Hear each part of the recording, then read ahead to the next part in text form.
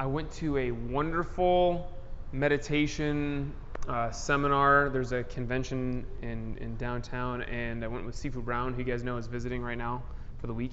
And it was about relationships. The talk, it was an hour-long talk, very nice talk about relationships. And basically, whenever I hear something, as you guys know, I think martial arts. What does it have to do with martial arts? Because everything in my life is martial arts. It's like, really, there's my life, and then that fits inside of martial arts to me.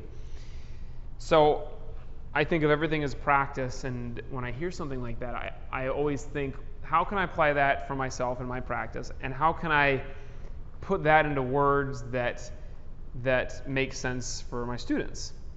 So I could have probably, you guys are smart, I could have probably just repeated this talk verbatim, and you would get how it applies to your practice, but I'll just take like some snippets, and I'll go into my own experience, and what I want to talk about is really partner skills tonight. And you hear me say the word many, many times every time you're here, partner. I don't say the word opponent unless somebody else asks a question using the word opponent, and then I take that as an opportunity to educate them.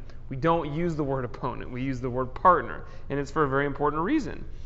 But really what it comes down to is your attitude in class, first on just a very surfacey level, for safety.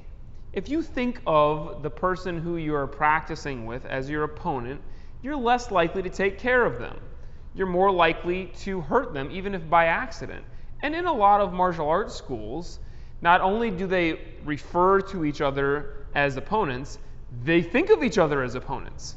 Because my job as a martial artist in this school is to be the biggest, baddest person and to try to beat down everybody else so I can teach them a lesson, feel big and strong about myself, and maybe if it's a competition-driven school, just be like the person who's at the top of the heap. And that is exactly the opposite of what we want here, for many reasons. Again, if you just look at safety, you cannot practice for a long period of time if you are an opponent with everybody that you practice with, because everyone's constantly getting hurt. And that is, again, something that happens, unfortunately, in a lot of schools. We practice techniques that you could never practice in a lot of schools because people end up breaking each other's elbows, separating each other's shoulders. Stomp kicks is like, I don't let you guys throw them anywhere near each other. But if I even told people about stomp kicks in other schools, they would be, kicking each other in the knee and tearing them up in sparring. And it's such a fundamentally different kind of environment that we have here, and it's wonderful. It's exactly the environment that I want, and you guys have it here because it's the environment that I came up with Sifu Brown School. And I'll talk a little bit later on about my experience there, but just so you guys get on a very preliminary level, even if this is all you ever understand about partners, not opponents, it's so important because you have no longevity in practice if you cannot do it safely. And the same thing goes for Tai Chi even. Now, are you as likely to get hurt in Tai Chi as you are in Kung Fu? No, but I've seen it. People are crazy. And even in push hands, if you're practicing push hands with somebody, they're not going to hurt you, but you're going to feel like totally uncomfortable with this person who's seriously trying to take you out. It's like, what are you doing, man? We're in Tai Chi. This is supposed to be nice. Breathe and just enjoy your practice.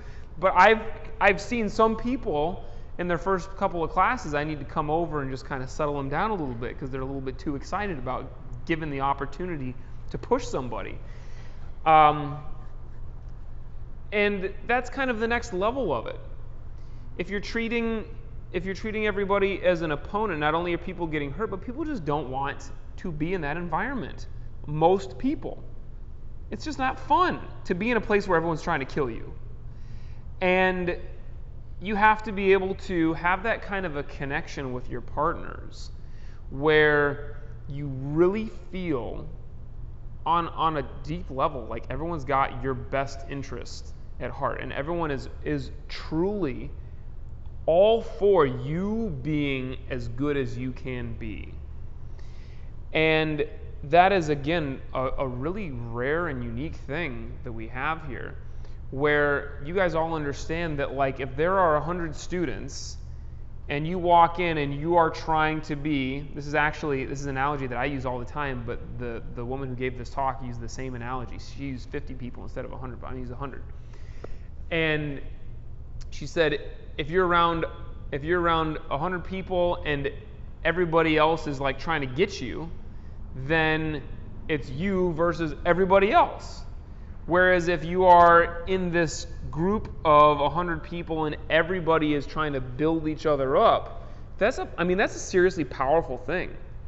And that is how anything great gets done in the world, is when groups of people get together and build on each other and really try to, raise each other up, which is, unfortunately, even outside of martial arts, kind of a rare thing. You look at just somebody's work environment. A lot of you guys, when you go to work, it's like, I'm just so excited when quitting time comes around, because all these people, this is a cutthroat place. And it could be any kind of job that you have. It's just unfortunate that people are always kind of trying to push each other down and step on each other to get a little bit more ahead. So this is something that we cultivate in here, and it's not by accident. It's for sure on purpose, and it's something that all of us are an intricate part of. And I'm not shy about it. If I see somebody not participating in that, wholeheartedly trying to be a great partner, I either get them to understand how to change their ways, or it's goodbye. And there is no chance that you guys are going to have anybody in this school for any length of time that doesn't really get it and isn't being a great partner, or isn't at least striving to be a great partner.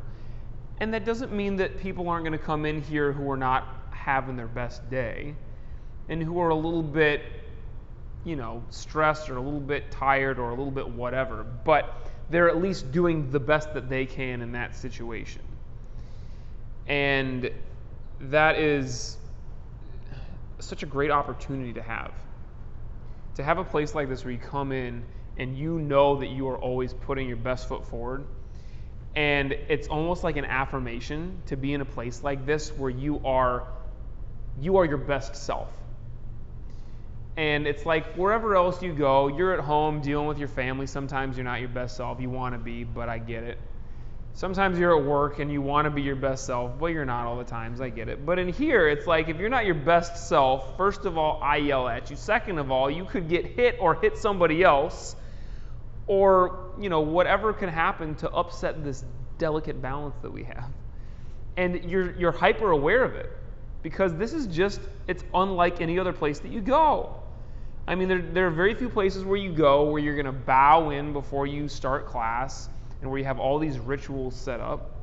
And there are very few places where you're going to go where everyone you look at is genuinely happy to see you and smiling and just wants the best for you. And in here, it's simple. You're trying to get your partner's technique to be a little bit better. You're trying to get your partner to be a little bit more relaxed when they're too tense. You're trying to get your partner to do whatever it is that they need to do to just improve, even just a tiny, tiny bit in here. And sometimes as the junior student, you don't see it because you think oh, well, I'm working with this person who's been here longer and is better than me, but you're still a great opportunity for them to work with.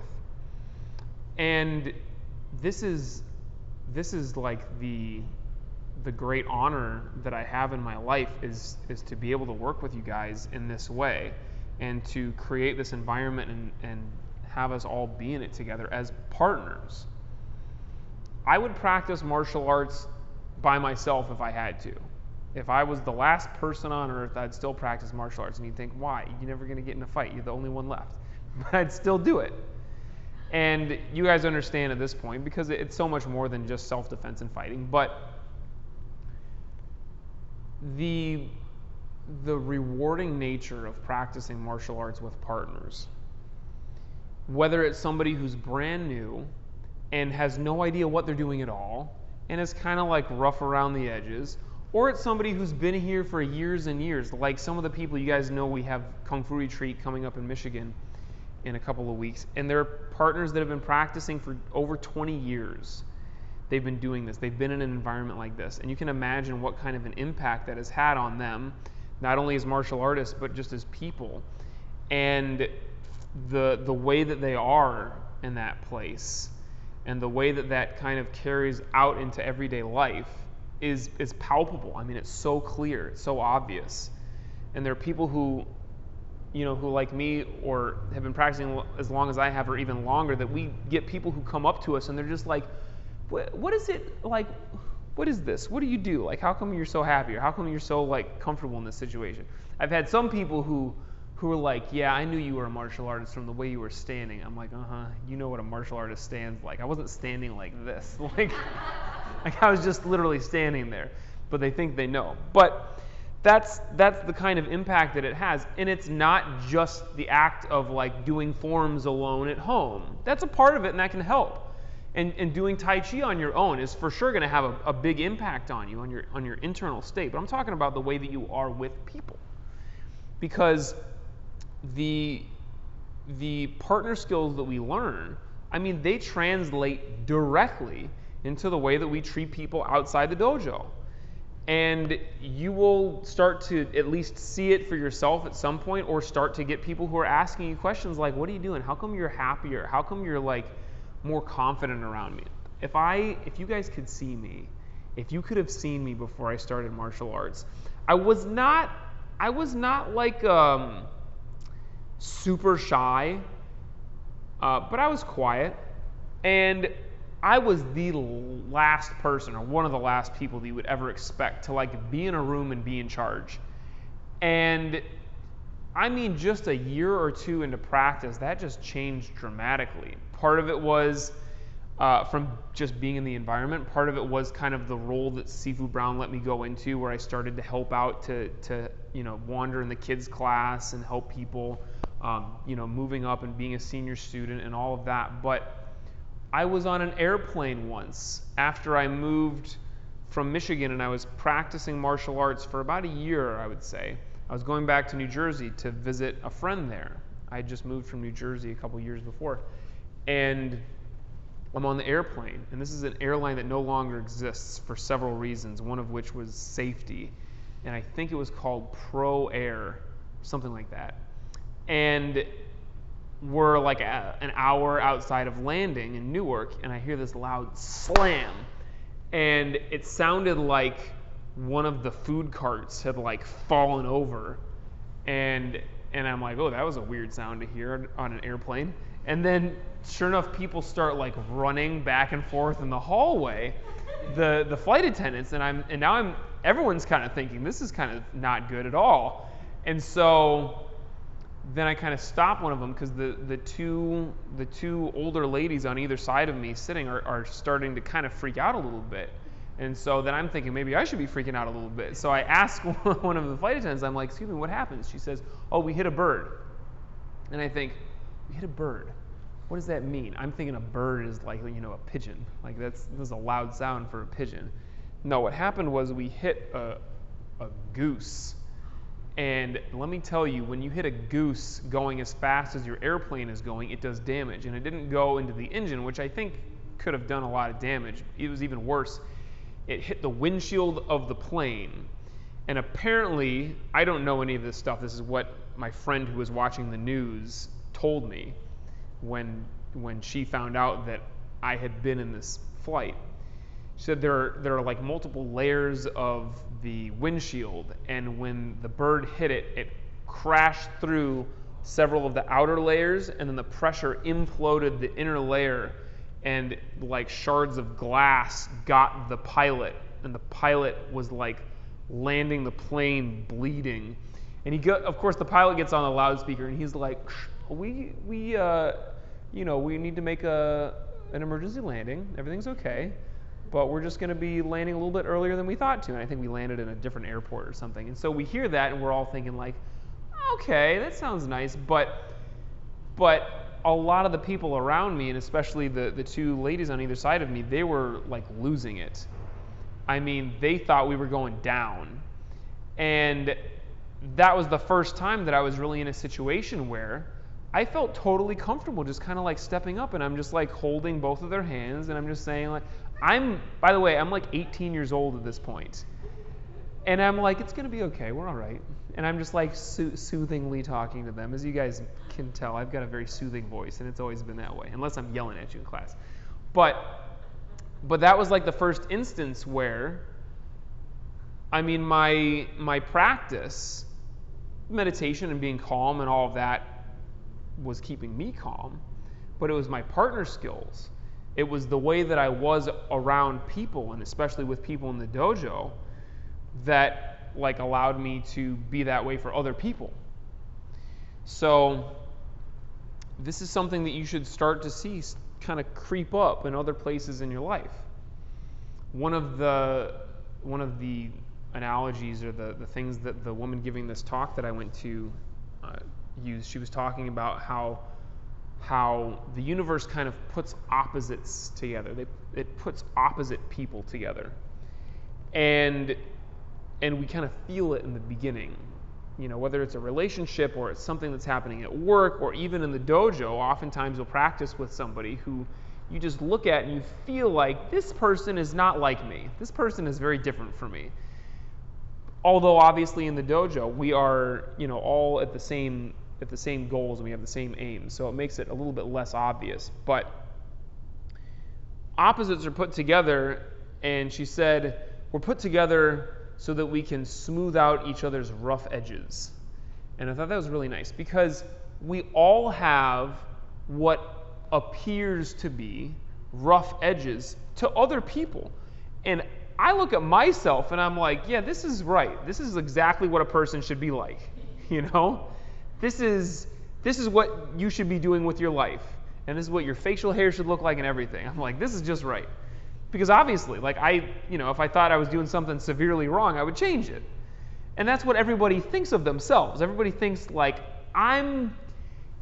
maybe I'm having this problem or that problem, but like I'm doing the best that I can in my life. I'm really making the decisions that I should be making to some extent or another. But then you have somebody else and you meet them and you're like, this person is the opposite of me. They think completely differently from me. They act completely differently. They look differently from me. But if you think about it, to that person, they are completely right.